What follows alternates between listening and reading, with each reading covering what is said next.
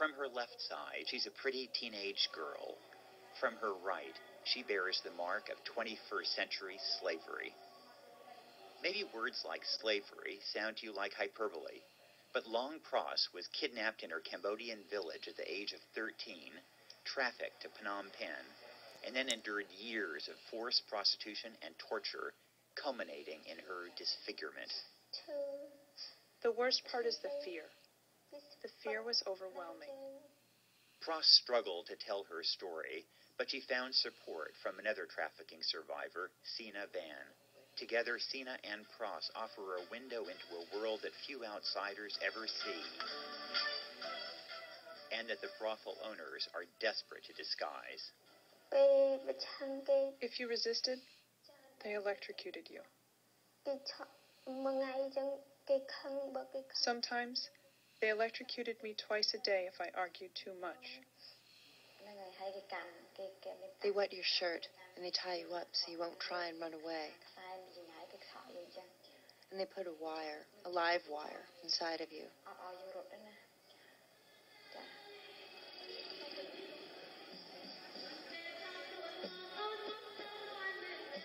People often think the issue is prostitution, and they see women or girls smiling, beckoning on the street.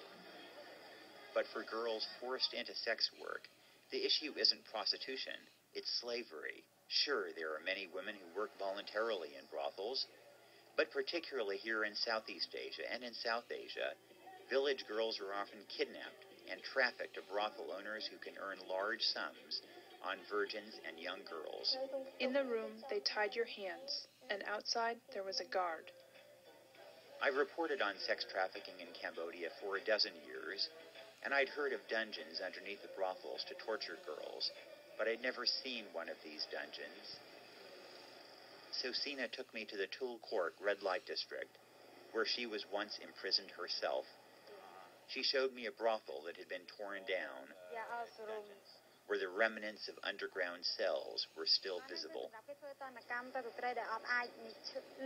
These are the rooms they'd use to torture girls and electrocute them.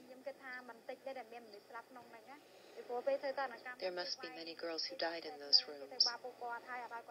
I spent 2 years in a place like this. I'm cold and afraid. Tonight I won't sleep. When Pros was purchased by her brothel owner, she was a virgin and hadn't even had her first period. By the time she escaped, her virginity had been sold 4 times. They stitched me up. 3 times. The great majority of customers in Asia are locals, but there are some Westerners. The imprisoned girls are never paid a penny and aren't allowed to insist on condoms.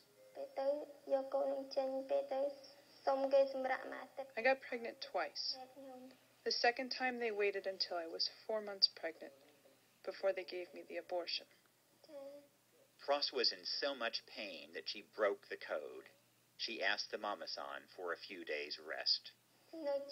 I begged and pleaded for mercy, and she stabbed my eye with a metal piece. With her eye gouged out, Pros was monstrous and valueless, so the brothel discarded her.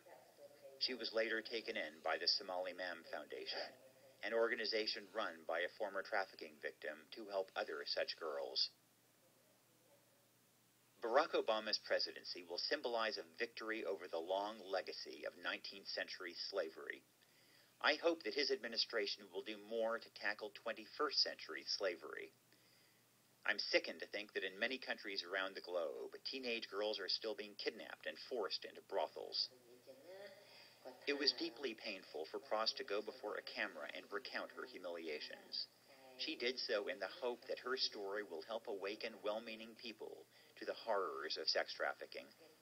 I find that kind of courage and resiliency truly inspiring.